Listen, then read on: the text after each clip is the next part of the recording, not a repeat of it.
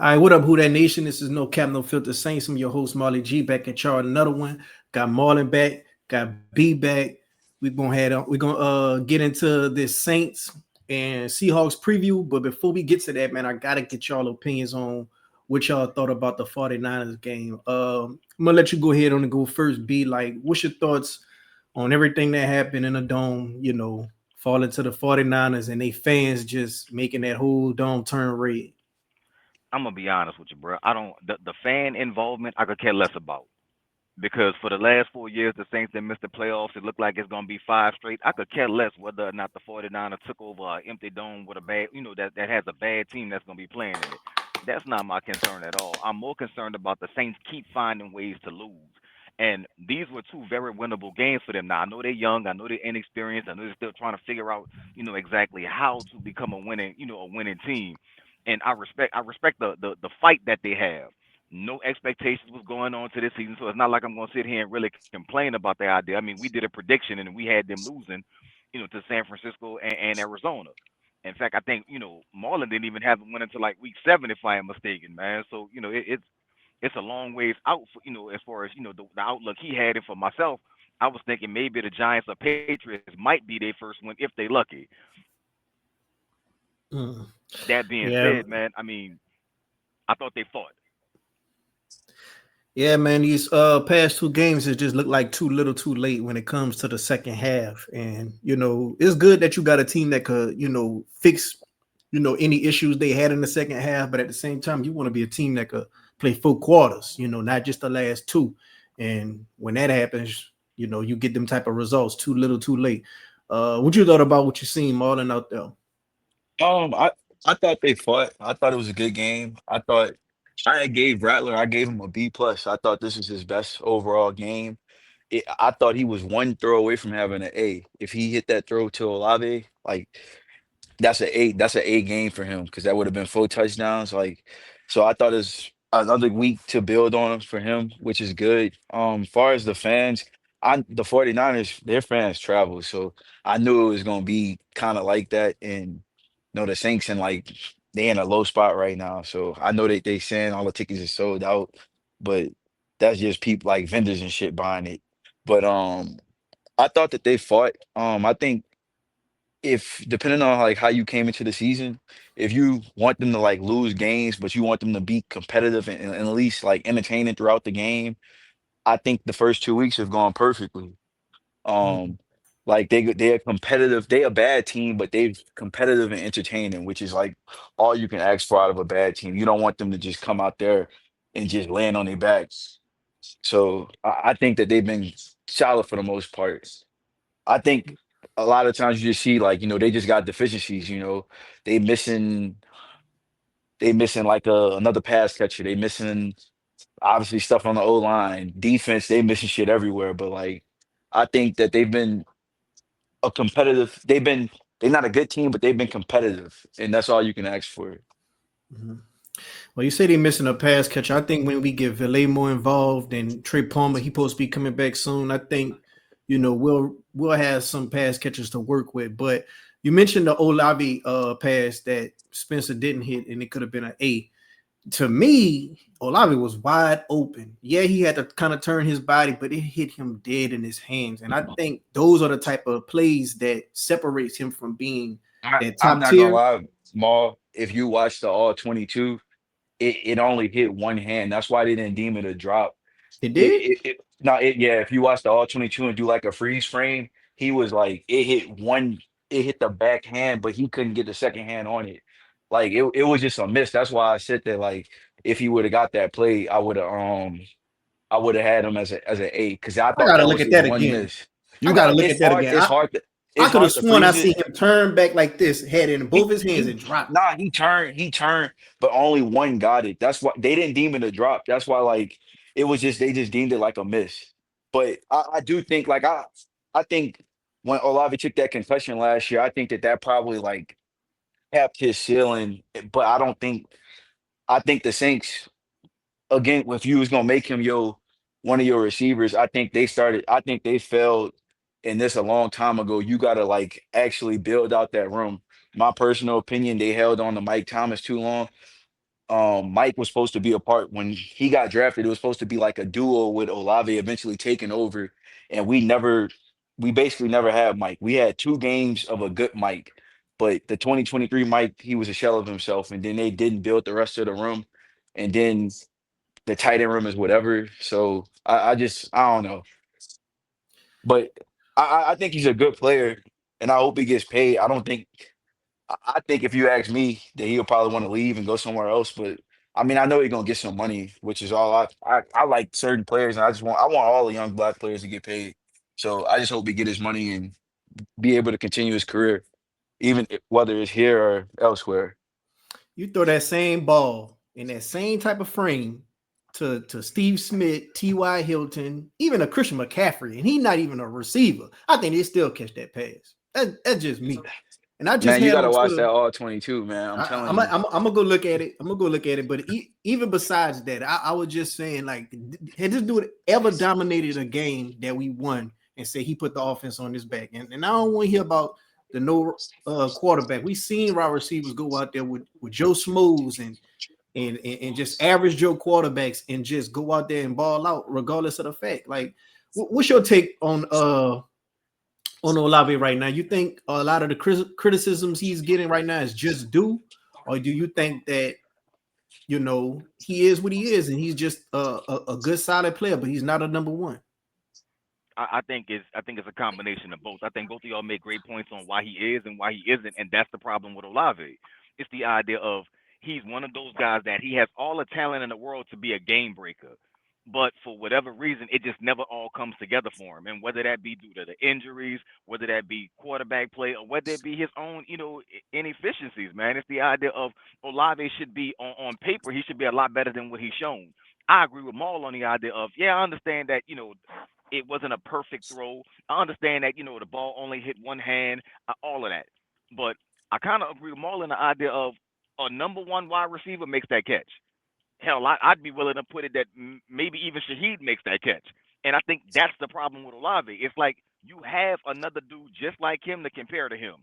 You can compare him to Shaheed. You can compare him to Brandon Cooks. You can compare him to Garrett Wilson. Like these are, the cat that just got in Tampa, from Ohio State. Like these are all his, his colleagues, man. These are his, Bucky Irvin to make counterparts. that catch, man. So, whoa, relax, relax, relax. But I think that the point is that Jackson Smith and Jigba out there in Seattle. I think those guys make that catch in a lot for whatever reason.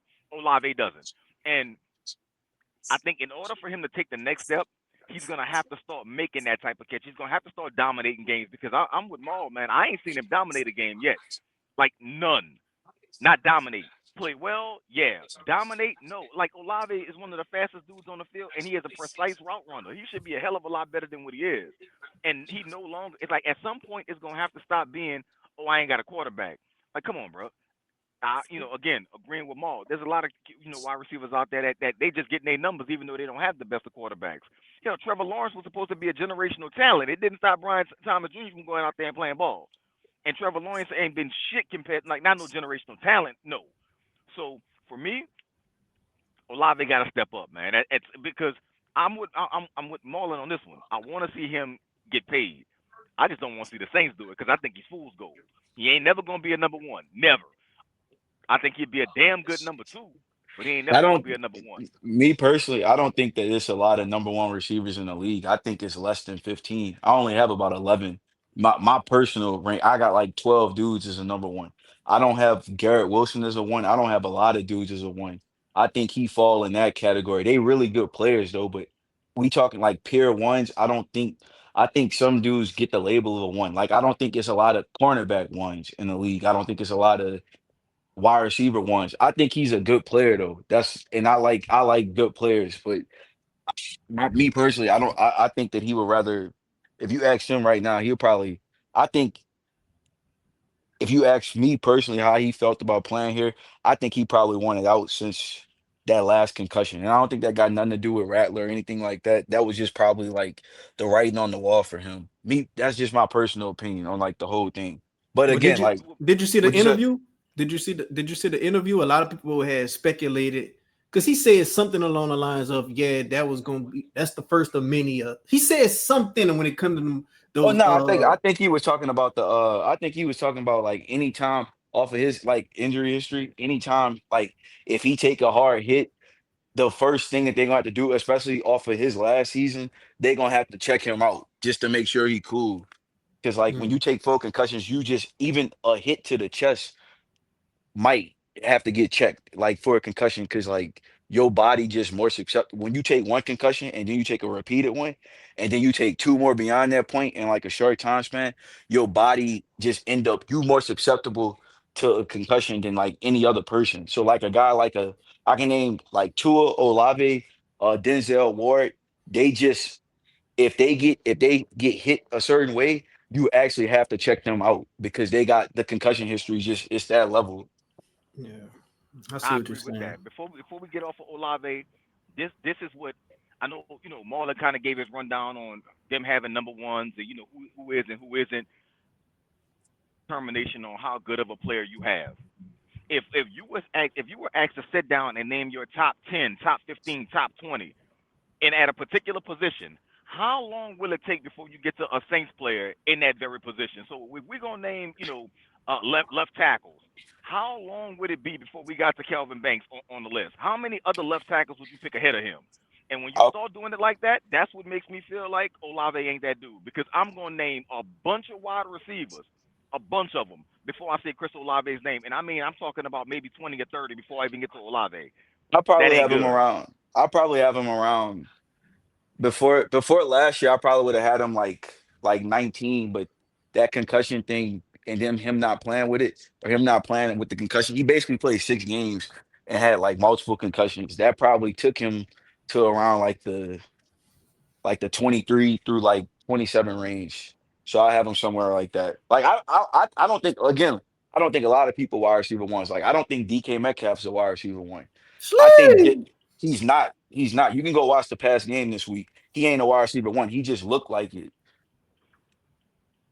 I don't know, I almost man. disagree with you on that one, fam. But when the way you said it, I don't know. I think the problem is that it gives me pause. So because I had to pause for a second and think about it, you might have a point with that. I'd really have to sit down and think about it a little bit more because the physical traits are there. When he has a good quarterback, it's obvious that he can dominate a game. But I mean, for his size, his strength, his speed, it kind of seems like it just be a given that DK is just gonna be that dude. But when you kind of break it down, bro, you might have a good point. Now, I don't know if I'm willing to say yes or no, but it's a good point. No, You give they me and the something crazy to thing think is, about. I think a guy like before we move on, like a guy like Olave, I don't think Olave is just wide receiver one. I don't think DK is a wide receiver one. If you put them on the same team, I love your wide receiver duo. If that makes sense, like they form a great duo. Like I don't think if you go check like all the stats, like the real deep analytics, Olave and Devontae Smith is virtually the same player. They got the same contested catch rate at like 41%, the same drop rate, the same yards after catch rate, but he gets to play behind. He gets to play with like a he gets to play opposite of AJ Brown, who's like a top 5 wide receiver. I don't think we needed a top 5 wide receiver to make this work. But like I always said, if you was gonna run this wide receiver duo of Olave, you needed a more physical presence opposite of him, or you needed this elite tight end, and that can make everything work. But they didn't get that tight end, and they like prepped around with the big body wide receiver. Like Ville is cool, but I just thought that like we hit the point where it's year 4, it's too late now. If you didn't do this by year 3, you just it wasn't gonna work because you wasn't putting anything into it. I Only know to one watch Chris thing. Olave leave next year and watch him go ball out for somebody else That's to that piss and that's that everybody and off. look and B, that's the thing. I told somebody, I said last year, I said, man, I hate because I already know how this is gonna end up happening. He gonna go somewhere else and he gonna be way better than what he is with the Saints. Like it's obvious. I know one thing. I think Devontae Smith make that catch despite AJ Brown being on the other side of him. And I think defensive coordinators be up at night worried about how they gonna stop DK Metcalf. I don't think defensive coordinators up at night thinking how they gonna stop this guy, this guy, this guy. The only person that they do that with is Taysom Hill. and we missing Taysom Hill. So it's like they don't be up tossing and turning at night, and that's the problem. That to I me is the think we got problem. this frustration with players, but I think some of this, like I said, got to do with the team. They don't build this team ain't been built it's not built to get the best out of players. It's not. It hasn't been like that in a long time. And a lot of that got to do with they investing into the same thing, O line and D line, and you get nothing out of it, but you let the rest of the team suffer. Like the way we built right now for about the last 2 years, I thought Olave's best game where he was about to take over, and it's frustrating because it's actually a game that he got hurt in. I thought that he was about to have like a 200-yard plus game, and like Carr like missed on his throw against the Falcons bad, and he ended up getting a concussion. But I thought that was going to be his best game in like year two. But the way that the team, like I said, the way that the team is built, right now it's not built to get the best out of players, but it's been like that. Because I thought last year, like that wasn't sustainable, even the way we was playing the first two games, because like we was throwing the ball like 20 times a game and then running the rest of the time. But like you had no big body target like that. We wasn't even using the tight end then, so it was either a play action to Shaheed or a play action to Olave. It's just like none that they do can get the best out of a player to me. And I think that's one of the like the issues because I think if Shaheed went to a different place, I think he'll be better potentially. I know Olave will be better, but I think both of them will be better if they didn't play for the Saints because I don't think the Saints situation gets the best out of players because I don't think they know how to build a roster. If that make any sense. Yeah. And then he caught that big time catch up the sideline. You know, that was a big time catch. And the thing with Olave is like, can he make them contested catches? Like a The- lot of people I, last year, what you said? I I got the contested catches. His rate in his career is like 41%. So it's a solid rate, but the problem is you don't have the other like 41% for that size is pretty good. It's a good rate, but you need something else. Like you need it with the tight end or another receiver. I think Shaheed he Mm, had about 33% with the contested catch. mm, So they don't like I said they don't have the parts. It's like they missing out the parts that make it all work. mm. I don't know, man. I know last year I was saying, man, if Olave was on the Rams, he'll be doing just like Puka Nuka. I don't know about that Nah, now. nah. Puka got a different body type. He can't. He get hurt a lot playing that way, but he got a different body type. That I don't compare them as the same type of players. I don't know. Sometimes that body type stuff will get you too. Because I remember T.Y. Hilton, man. That man used to be out there dogging dudes. I remember that. But shoot, Trevor Penning is looking like he gonna be getting ready to play again. And the dude opposite of Trevor Penning and Ruiz is just looking like the primary focus then shifted from Jawan Johnson and it went to Cesar Ruiz. Now, like right now, he's the most hated the most hated Saints player right now. Every time you see this dude, he just got his back turned, and everybody else looking forward, he got his back turned, just whiffing on a on somebody. And right now, I'm feeling like he the weakest link. Teams are scheming for him. And when you got that, that's when you got trouble. Like when everybody know, okay, yeah, all we gotta do is go to 51. We just gonna run a train on him. Like everybody gonna get a turn with him. He just our door now. When you got that, you at a real disadvantage. And you can't run the ball, you can't pass the ball. It's like a lot of these plays that getting blown up and things of that nature. He messing up the play before it even happened. Like, how much you think this gonna be a hazard until he just inevitably gotta get benched? I'm gonna start with you, B. I think it's long overdue at this point, to be honest with you, bro. Like Caesar Ruiz, Trevor Penning, bro. Like these are first round draft picks. At what point do you cut the cord and say, you know what, man, that's it? And not to like Caesar Ruiz is on his second contract. So at this point, man, you've invested way too much in Caesar Ruiz to have him still being a liability out there. And I mean, he got whipped bad this last game, man. I mean, it was like it was openly. I'm even word for what the hell this boy was doing out there, bro. Because it was like he got beat so bad by the time Spencer give on one of them plays. By the time Spencer handed the ball off the D tackle, You breaking up, B.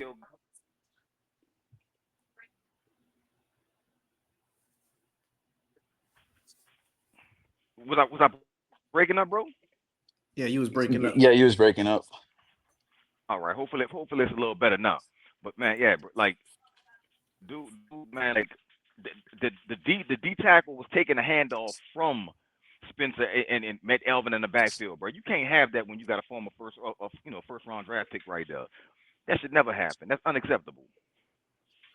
Yeah, man. And they were saying how Eric McCoy, his he ain't really had the best of his His games. And I really be feeling like anytime that happens, is because he helping out of a guard. I really feel like that.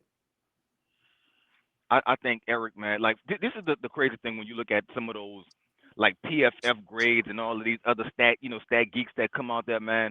A lot of the times it's like, yeah, you can sit down and say, let me grade what I saw, but sometimes what the grade says and what the actual play on the field, I guess if you want to call, like PFF had Kelvin Banks as a low grade. I want to say he might have had like a 62 or something like that. But when you watch that game, man, especially against a dude like Bosa, Kelvin Banks played his ass off. Now, was he ultra elite? No, but you don't expect him to be ultra elite against one of the best pass rushers in the NFL.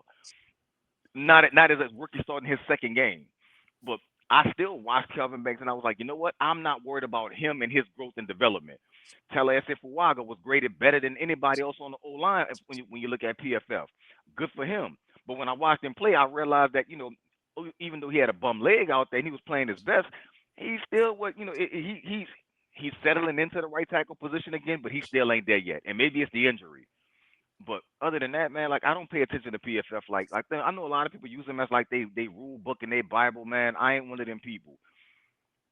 Mm. I ain't gonna lie, B, the PFF grade, like I got an account, so I was checking it.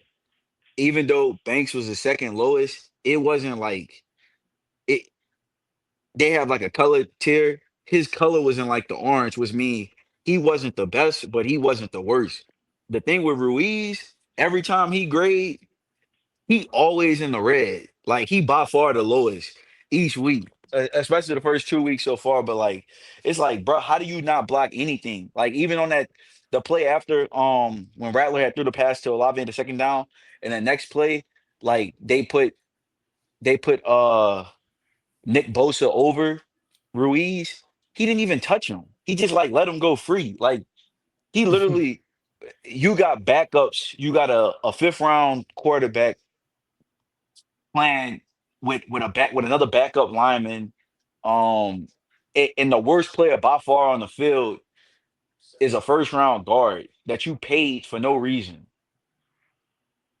Mm. Yeah, bro. I'm so done with Cesar Ruiz, man. That move should have Yeah. been made. And here's the crazy thing. Now that Dylan Radins is also hurt, man, they got a decision to make. You either gonna rush Trevor Penning back this week, or you gonna play Torricelli Simpkins. I'm on record as saying this, man. You play Simpkins, bro.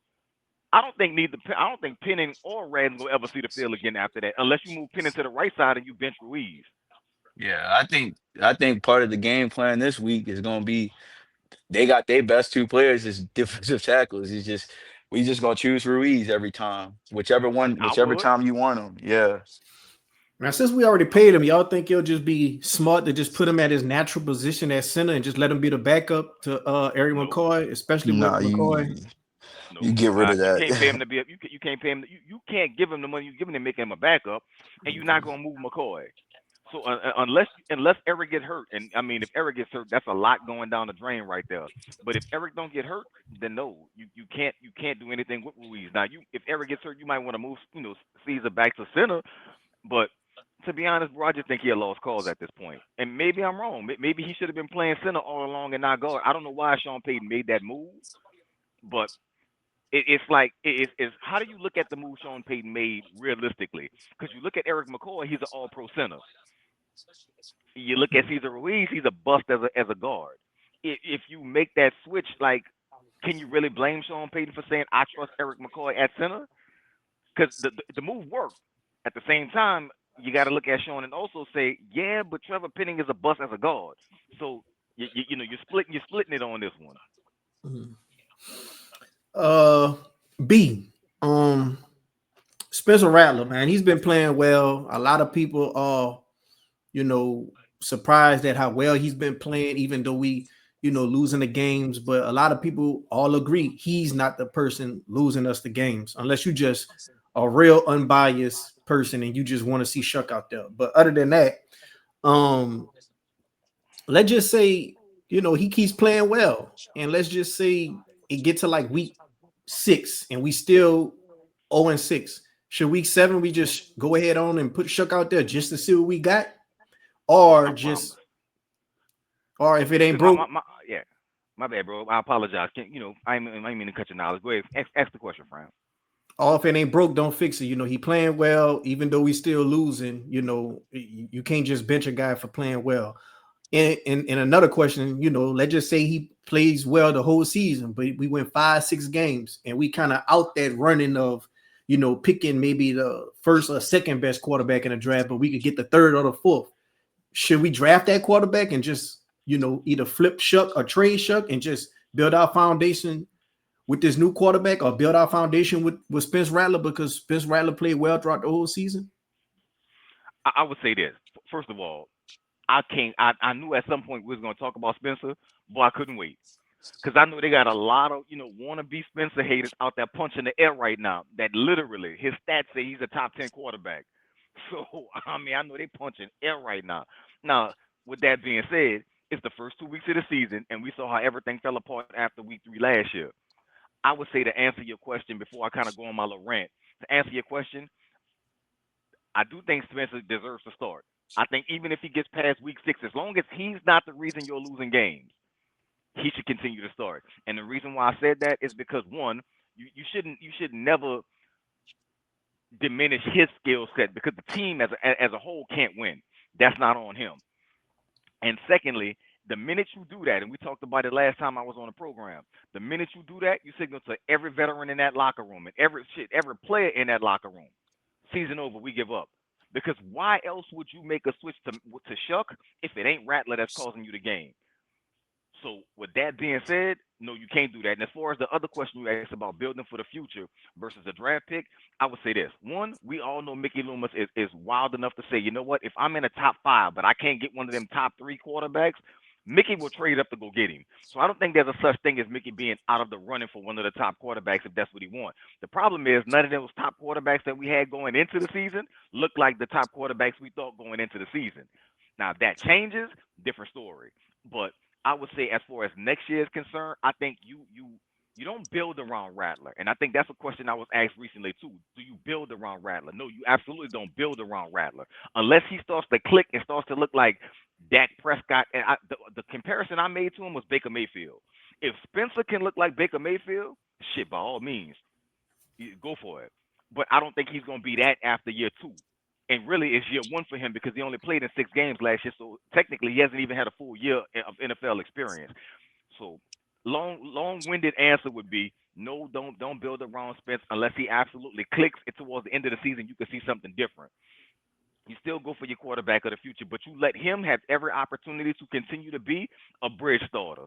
That move with Tyler Shuck, if you want to keep him as QB3, go for it. If you want to try to flip him, if somebody will give you something for him, you go for that. But nah, man, as long as Spencer playing well, bro, go for it. And before I go, brother, because I know Marlon want to get in here, and y'all want to finish, bro. Let me say this. I couldn't figure it out. For the life of me, I couldn't figure out what it was about Spencer that just wouldn't let me give up completely on it. And then I figured it out. I don't listen to nobody's sports show. I'm gonna be honest about that, and I do that for a purpose. I don't want to ever have groupthink. I don't want to ever see something and have somebody convince me that what I saw wasn't what I felt, and it's not real to me. So I don't watch sports shows. I might catch a YouTube highlight every now and again, but I don't watch sports shows. Don't listen to them. But I just so happened to catch a clip of Matt Moscona talking to Sean Salisbury, and Sean Salisbury was describing what made John Elway John Elway. And the one thing that clicked in my head, basically what he said was, he said, John Elway went and he had a comeback game once, and they won that game. That was the first one. Then he said a little while later they did it again. He said by the third and fourth time they did it, the whole team started to believe if we down in the fourth quarter, we gonna win this game. And we all know that feeling because when Breeze and Sean Payton was cooking, there was not a never a time that one, we didn't think walking into the game as a Saints fan you was gonna win. Or two, that if they got down and it was the fourth quarter and you just gave Breeze the opportunity, he was going to win the game. And to be honest with you, that's what I like about Spencer Rattler. Because for some reason, when they was down at, against Arizona, I never stopped believing Spencer was gonna be able to make a play when it was down again this week against the 49ers, I never stopped thinking Spencer Rattler was going to be able to make a play. And I haven't felt like that since Nine was at quarterback. And that right there is the connection I have with Spencer Rattler. That's the reason I can't give up on him because for some strange reason, when that dude back there, I still believe the Saints have a chance. I don't know if I didn't feel like that about Jameis. I liked him, but I didn't feel like that. Lord, don't even get me started on Derek Carr. But for some strange reason, when Spencer Rattler is back there, bro, I have a feeling that that dude gonna find a way to put you in a position to win the game, and he hasn't disappointed yet. Now he hasn't been able to go over the hump yet, but that ain't been on him. You can't blame him for Jawan Johnson being a duck ass fucking trash ass tight end, and you can't blame him for the offensive line being whip shitty because that's just what they are. So for me, I believe in number two, bro. I believe in Spence, and that's why I can't give up on him yet. My bad for the long answer, bro. I just had to get that one off. Now you good. You want to get your rant in real quick while you cooking for the all That the was it. people who. That All that was right, my rant right there. all right, all right, all right. Marlon, how you feel about it? What, Rattler? Yeah, Oh, do well, you? are you talking about the draft with Well, like yeah, like the quarterback? draft, the Oh, the the the switching. draft with the quarterbacks, man. It's we played 3 college games so far, and everything. The quarterbacks that nobody talked about are the ones that look the best for the most part. Um, Me, far as with the quarterbacks, for me, I hope we get the number 1 pick, but it's not for a quarterback. It's just to be able to trade back and get a second 2027 pick. Far as Rattler, I think he's played good. I think right right now I give him like a solid B. I'll give him a this game or last game with B plus. I'll give him a B. I would have gave him probably like a C plus for the first game that pushed to a B minus, but this one was a B plus for me. So I give him that probably evens out to about a B. So I give him a B so far. I think he's played well. I don't think it's nothing that I've seen. It's like, oh, in 3 years from now, I want this guy as my starting quarterback. But I see a guy that could potentially, be a bridge and give me time to we can find out more that we can get more data with him and play him while we potentially wait to see which quarterbacks can improve in college and be worth a top pick. So I look at him like that. But I think he's played well. Um, I think he's brought himself some time with the way he's played. Like I had said, I thought that Shaq would play by game 6. Right now, I wouldn't say that I will push it back a few games. I do think that Shaq will play this year, but I'll push it back a few games unless it just went completely off the rails, like bad. Like he has to go off the rails for like multiple games, like say this week and next week, and then looks he doesn't look good or decent against the Patriots. It'll have to be something like that for Shuck to come in when I said he'll come in. But I like I said, I think he's played B ball so far. I think it's a lot of safe stuff. We don't do a lot of stuff down the field.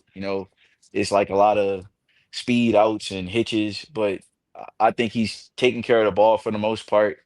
And I think he's just played overall solid. Yeah, what I like from him, he stand up in the pocket. It don't seem like he's scared of the blitz. He did a scramble play where he scrambled for a first down. He broke like two tackles, I think, maybe even three, and he got the first down. That right there Yeah. gave me some confidence to where okay, he can make a play with his legs. I do think Yeah.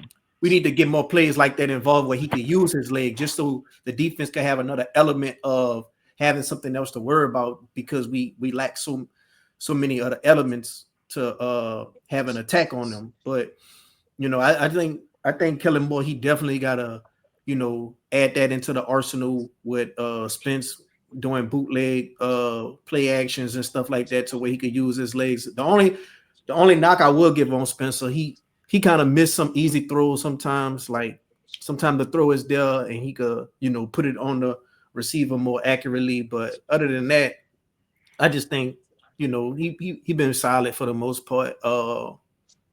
I got Uh one more on him. One more on him. Like I think his biggest improvement is Last year, I think sacks is on the O line and the quarterback, but a lot of like the quarterbacks they feel the pressure and they get rid of the ball.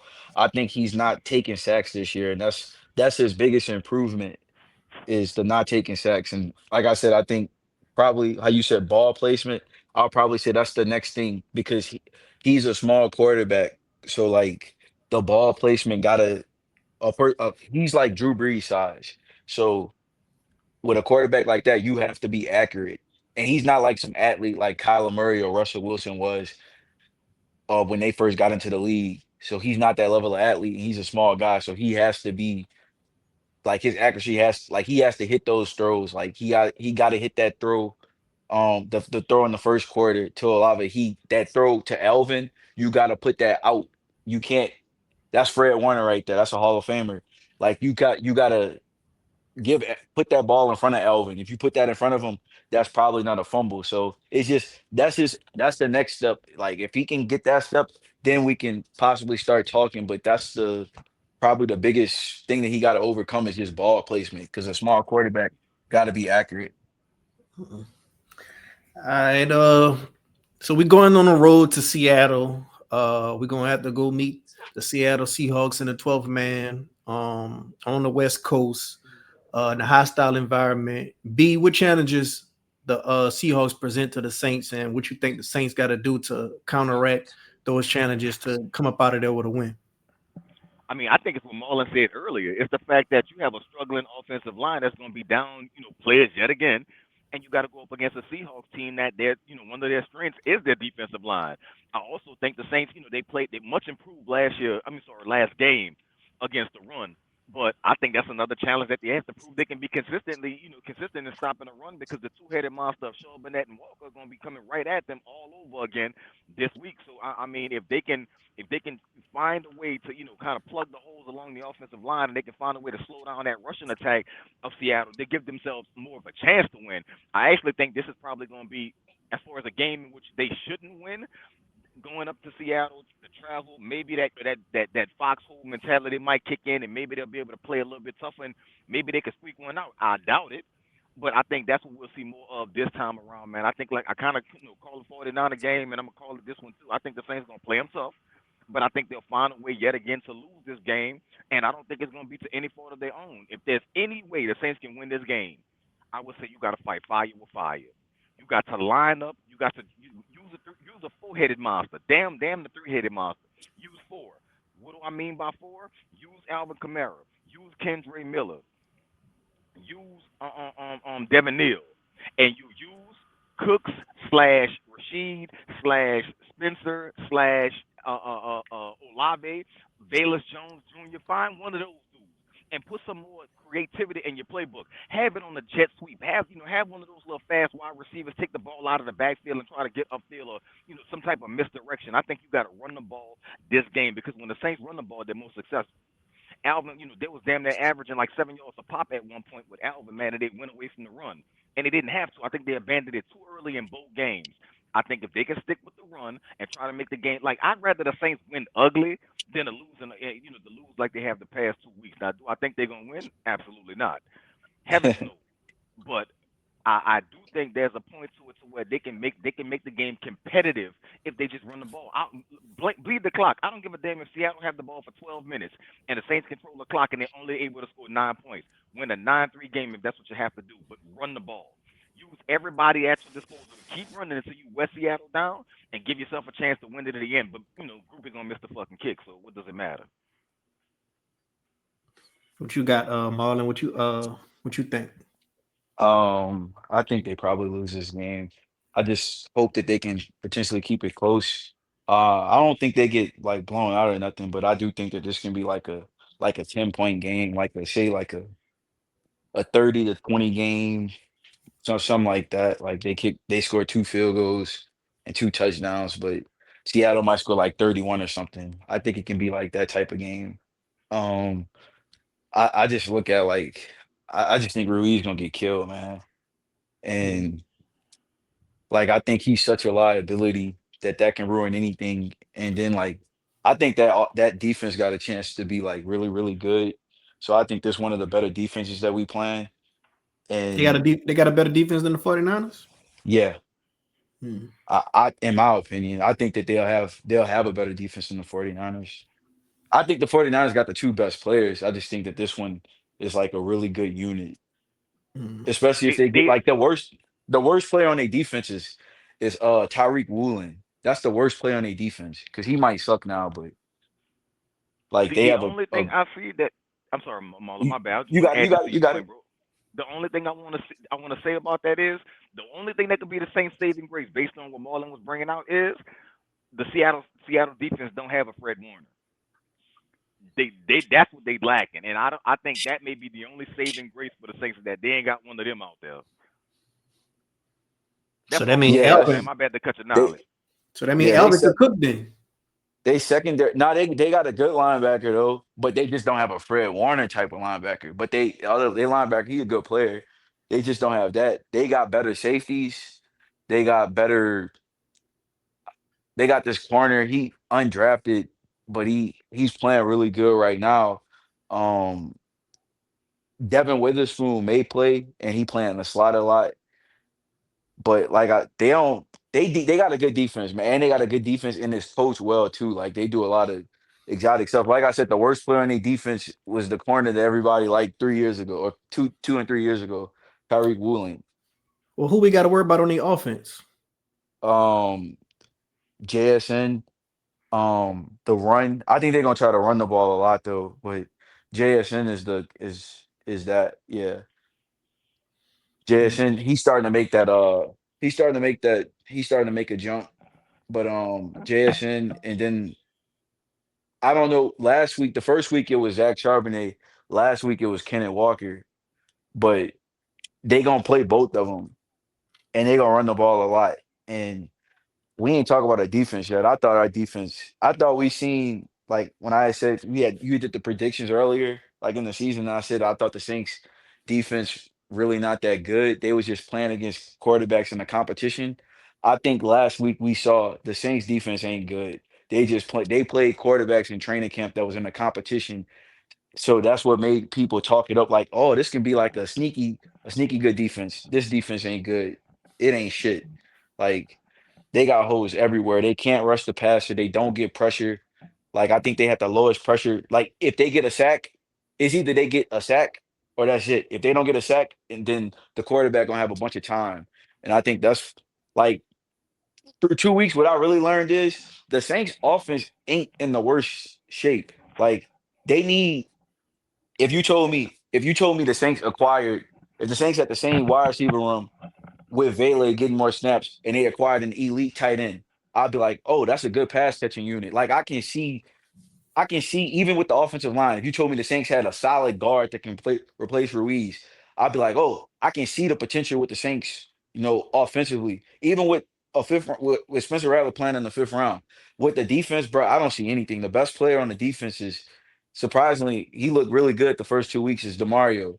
But like I think Justin Reed played good last week. I think Kool-Aid looks solid. I think Kool-Aid just one of those players we gotta just let him grow as the season go on. But like we don't got nothing on the defensive. And I think Granderson looked good, but and Sanker look good too, but that defense just don't have nothing. Like at least with the offense, I can like see something.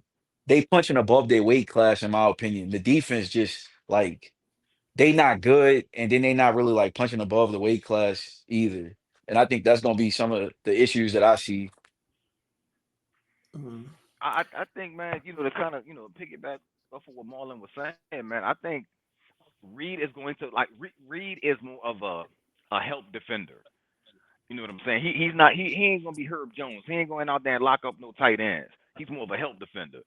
That being said, I think if the better Sanker starts to play, the better we'll see Reed play. He's a very, Reed is a more of a complimentary dude, man. So I think if Jonas can kind of get up to speed, and he wasn't bad last week for his first start. I think, man, there's a reason why the Saints are really, really high on him. I think the problem is that if Mac Jones can cook, Isaac, yeah, he dumb, then I can't see no Mhm. reason in the world why Sam Darnold and the Seahawks can't cook up something to put, JSN out there on yeah, your dumbass, and just blow past him damn near every chance we get. Like at some point, the Saints have to make a decision, especially when there's a. I know you shouldn't play for it, but there's a compensatory pick on the line if you bench Yadam. So if you bench him and you play Quincy Riley, you really not losing much because what are you really gaining except the fact that Yadam has NFL experience and that, but the NFL experience, none of it proves that he's a starting cornerback. So shit, play the rookie. If you're gonna struggle out there, man, and if I'm the Saints, this is the time for them to do it. I'm not saying like because I don't want to contradict myself in the idea of if you bench Spencer and put Shuck in there, you signal to the team you're not serious about winning. It's the opposite when it comes to Quincy Riley. You put him out there, man. Like you have a reason to put him out there because Yadam is struggling and because you want to see what he has. Put your young guys in there, man. See what they could do. What about their tight ends? Do the Seahawks possess any type of tight ends that be able to give us headaches? They got they drafted this guy in the second round named Elijah Arroyo, and then they drafted and then they have this second year guy that looks solid named AJ Barner. They haven't really used him like that. Like it's been a lot of JSN the first 2 weeks, but I think this week might be like a run game. I think we might focus a lot on JSN, and they're gonna probably try to like counter and use like the tight ends, some shit like that. And Cooper Cup actually looked like a solid player last week. He didn't look 50 years old. So Well, Here's the way I'm gonna answer you on that question, Mark. Who did the 49ers have playing last week at tight end? uh, Kyle Shanahan scheme.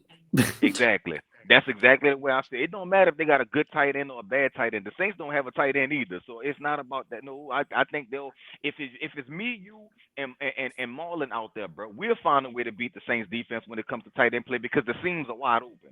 And it's kind of what Marlon just spelled out. You're gonna put JSN out there. You're gonna put on Cooper Cup out there, man, and you're gonna basically spread the Saints out and say, you know what?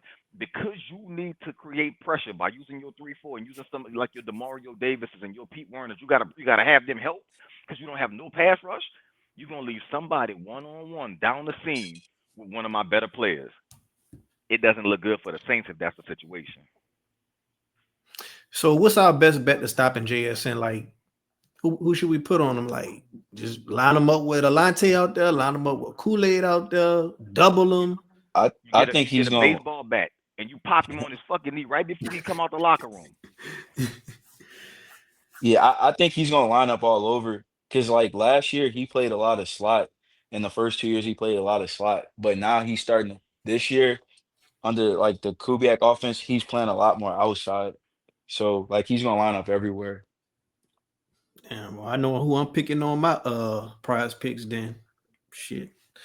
Um, I mean, shit. I mean, I don't know, man. We're gonna have to just go out there and go see what we could do. But I do think we're gonna lose this game. I do think we'll be competitive once again. Uh, Groupie, I'm already more than certain he gonna miss a kick out there. Like that dude a liability too. Like I never was high on that dude. Like anytime I have a kicker and it's like 40 around 40 yard field goals to make, if I'm actually just nervous, I don't like that kicker then. I don't like him, bro, because I ain't had them same type of feelings with other kickers that we had. And I just never really was high on Groupie, bro. Y'all think that we'll make a change and bench him too sometime during this year? During the season, yes. Right now, no. But then again, it depends on who's available. Because if you bench him, I think they got rid of Charlie Smith. So it's not like he in the background waiting. They're gonna have to try out kickers. If we see them start trying out kickers, group in trouble. Charlie Smith did good in the preseason though. I know, He's but still the on the dude getting practice picked. squad. Oh, he's He's still on the still practice on. squad because I knew they cut him. That I knew. Couldn't remember if they re-signed him. But if they got Charlie Smith waiting in the wings, yeah, group in trouble. I And don't I care what actually think nobody that. say. That dude was the reason. I ain't gonna say he was the sole reason, but he was a big reason why we lost those first two games. To me, he make them field goals. It's a different game, dog. In the last game, that field goal, that and that fumble by Elvin Kamara, which I don't think was a fumble, that changed the game entirely. Yeah, I don't think that was a fumble either. But don't get me wrong, I also don't think that even if it was a fumble, I don't put it. I think it's a combination of Alvin and Spencer on that play because Spencer did put it behind him. Alvin was trying to make a play. As he's trying to make a play, I don't really think he ever got control of it. But I mean, I kind of put that on Spencer as much as I put it on Alvin because at some point, you got to kind of realize, man, all right, this one here ain't it. And Mm. Spencer got to give him a better ball than that, especially on one of those rollouts. Now I understand why he tried to put it back shoulder to a degree. He got nervous, he got rushed a little bit, and on top of that, you can see the defender coming, and you try not to get Alvin killed because you already had a play like that before, to where you got somebody rocked out there. That was Olave, as a matter of fact. You got Olave rocked like that because the DB read it well. This time, I think that was in Spencer's head, so he sped it up a little bit more than what it should have been. But that'll come in time. Again, this like for as much as people hate Spencer, bro, I think they forget the idea of the dude ain't he's still a rookie. Like he ain't even play a full season yet. He was on a team for a season, but he ain't play. Mm. Well, I mean, we're gonna see, bro. It's it's looking real crazy with the way the quarterback landscape is looking right now. You got Jalen Hurts out there. He's winning games, but he's not throwing past 5 yards every time they putting up all the charts and stuff like that. And Kellen Moore gone, and they still winning games. But I don't know, bro. We gonna have to figure something out. We're gonna have to figure out a way to get some of these guys more involved. I definitely want to see Valet more involved. I definitely want to see more involvement with Jones, Devin Neal. We all thought Devin Neal was going to be the second coming of Pierre Thomas. He's not getting his touches. Like, it is it fair to start criticizing Kellen Moore right now with the play calling and the uses of certain players? Nah, it's way too early for that. In my opinion, I think it's way too early for that. Simply because I'm like he hasn't had his full he hasn't had his full O line yet. He don't really have he don't really have what he needs in this moment to truly run his offense. Like I don't see the big body wide receiver. And I know Vele, gonna start getting his snaps, but he's not there yet. Once I feel like he has the talent to coach the scheme he wants to run, then I can judge him. But for what he's doing right now, I would say this. There's only the question would be, who don't you trust, Kellen? Do you not trust your offensive line to give Spencer the time that he needs in order to cook up the offense that you have, or do you not trust Spencer to be able to execute it, even if the O line give him time? Because I actually think they got to start going down the field more. If there's any Yeah, criticism, you got to start that's opening what up the I you offense. gotta throw the you gotta with these type when you got receivers like if your best two pass catchers is a 4-3 guy and a guy that's almost a 4-2, you're gonna have to open this up because right now, other than that one play to Shaheed, it's a lot of just speed outs and hitches. And I don't think that we can just speed out and hitch the whole game. Like Spencer been playing well, but he not a precision QB like Drew Brees, where we can run that and just whoop everybody with death by 1,000 cuts. Like we might have to start stealing a play. So I think he gonna have to open this up. Look, if Spencer turned the ball over, he just turned the ball over.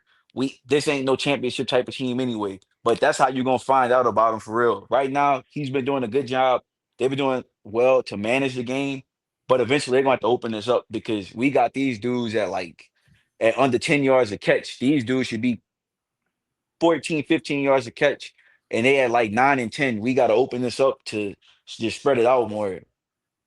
Yeah, Yeah, I'm 100% in agreement with Marlon on this one, brother. I think not only do they have to open it up, man, but I think something he mentioned, Marlon mentioned just now, bro, is that you got to live with you got to live and die with Spencer, bro. Like you got to let him go out there, man, and like let.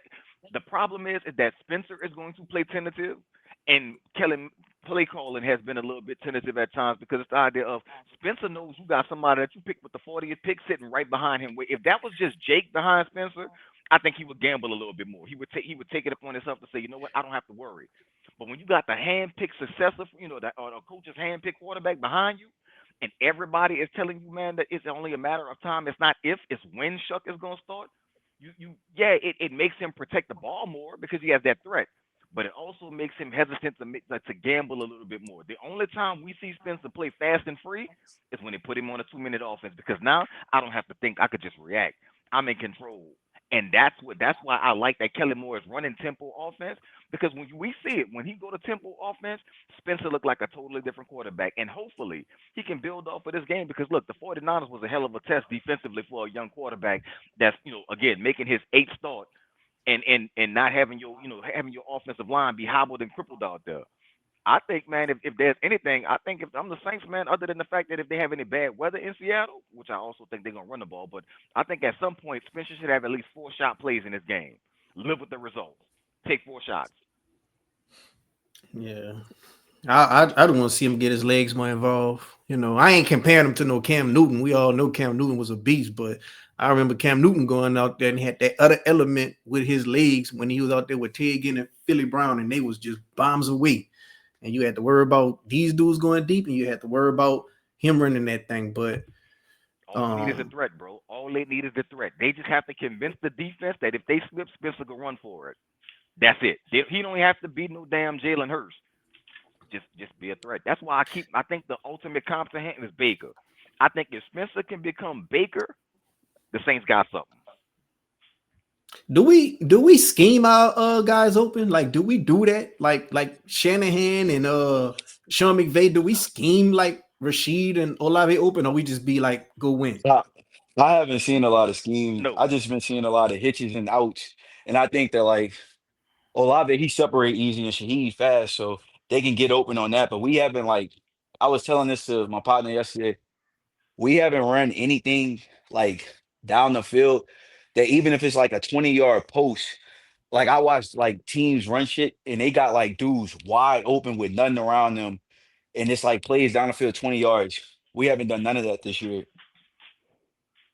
Yeah, I agree, man. I think, but I also think the problem is it's kind of what Marlon mentioned earlier. Keller not really running he can't run that death by a thousand cuts type of scheme and think he's gonna win right now. And I think the reason why he's running it is because he don't have a big body wide receiver. He has one now, and the more Vele gets involved, I think we'll start to see the playbook open up because Jawan ain't it. Jawan can't even catch a simple fucking out route. I mean, that dude there, bro. Like him, Cesar Ruiz, he can pack them both on a bus and ship them clean the hell out of New Orleans ASAP. But I think if Vele can get involved and he has a big body wide receiver, I think we'll start to see him take more shots downfield because I think in order for him to feel like his offense is at its best, he needs that. And I think that's why he looked at AJ Brown a little bit. Even though AJ ain't no like 6'4" wide receiver, he's still the number one. He's still a bigger body because I mean AJ like he built like a tank, man. He kind of remind me of a bigger version of Debo Samuel. So I think if Vele can start getting more involved, I think we're gonna see, Kellen start to trust Spencer a little bit more to be like, you know what, if we're gonna take a shot, let's have Vele kind of clear everybody out by him being the big body in the middle. So you give Spencer that big target, like running that post route Marlon just talked about, and now you got Olave one on the outside and Shaheed one on the outside, because Vele going across the middle taking two with him. Now you got to pick your poison. What side you going All right, before I let y'all go, y'all both each could give me 3 players on offense and 3 players on defense that need to have a big game to for us to go ahead on and try to come up out of here with a win, and then give me your score predictions, and then y'all could go ahead on and tell everybody where they could find you on Twitter and just any closing thoughts. You can go first, B. Yeah, man. All right, 3 players on offense that have to do well. Cesar Ruiz got to find his nuts. Has to find his nuts because the Seattle strength on their defense is their defensive line, and they both them big space eaters coming for him because he's the weak link in the chain right now. Caesar got to have a good game. Jawan has to have a good game. Alvin has to have a good game because if those 3 players have a good game offensively, that means things are going very well for the Saints. And if I'm Kellen Moore, it's going to be a heavy dose of the run game.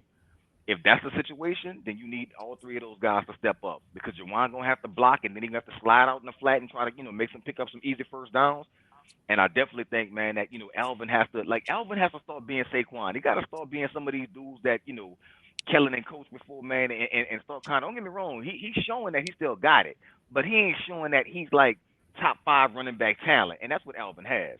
So I think those 3 players, offensively, defensively, I think Kool Aid has to have a good game. I think Alante has to have a good game. And I think Brian Brzee need to find like what the hell is man? Like, come on, bro. Like you can't be no first round Damn, I draft forgot pick all about him. and being soft as cotton candy, soft and sweet like cotton candy in the middle back there. Like Brazil, don't get me wrong, he had like the little block field goal, but for don't get it could be a scheme thing. He might not be a fit for the 3-4, so it could be a scheme thing. But if you talented like that, man, find out a way to make it work. So those three players defensively have to do it. You can find me on Twitter, Battle Rap Bets, BATTLERAP BETS, Battle Rap Bets, all one word. Or type in M.O.N.E.Y. Either way, you're going to be able to get me, man. My closing thoughts are going to be, I'm sorry, my not closing thoughts, but the prediction. I think Seattle going to win this game 24-20. I think Spencer going to still look good, man. I think that the offense will try. They'll kick. They'll do everything. It's going to look good going to the end, but I think they'll find a way yet again to lose the game because, like I said, if it's on group and shoulders, we ain't got to worry about it. The Saints coming home with an L. So closing thoughts, man, is y'all just be blessed, bro. I appreciate you always having me on, Maul. I'm about to get out of here, bro. Before the wife, I'm with a New Orleans woman, man. I might get stabbed if I take too long. All right, man. Appreciate it, man. I'll get you back on the show sometime next week after the game. For sure, brother. Salute. All Salute, right. Maul. All right, take care, man. I'm gonna go for my three players. I'm gonna say Ruiz because I think that they're gonna throw Jaron Reed at him. They're gonna throw Tank. They're gonna even throw Demarcus Lawrence at him, and then they're gonna throw their best two, Byron Murphy and Leonard Williams at him. So obviously he has to play better. I'm gonna say Elvin. He not. There's no Fred Warner on the field this time around, and damn, I'm trying to think of. I'm gonna go to up the other whoever else plays guard. I'm gonna say it's on the O line. Really, Mm-hmm. I know what the receivers are. I think, like I said, I think we just got to open it up a little bit more. But um, so that's who I went with on the offense. Whoever plays guard, shit. Whoever plays tackle, because I don't know, man. I'll rush Fuaga, me personally. I think he too important to the future right now. I'm not. If he's hurt, just let him rest for a week or two. I actually thought he played pretty good last week up until the last play, but he was having a good game. And then on defense, I'm gonna go Alante. You can't miss five tackles in the game. Like five missed tackles. Come on, bro. Some people don't get five missed tackles in the season. Like you can't miss five tackles in a game. Uh, You I'm messed gonna up my go. prize pick, bro. Who you took? I took Alante for to make them tackles. He missed. Oh, I took let's see. I'm gonna go Pete Warner because I ain't gonna lie. I don't think he been good this year. I think when you get him in space, it's been bad. And then I'm gonna go a combination of Brzee and Divine Gotcha because they gonna want to run the ball, and you know, I just think they got to be better on the defensive side of the ball. So I'm gonna go with those players. And Shots this, out Carl Granderson. oh yeah, he played good, man. He helping Yeah. that trade value. Maybe we can finesse a second. But I got the score. I'm gonna go 31-20 Seattle.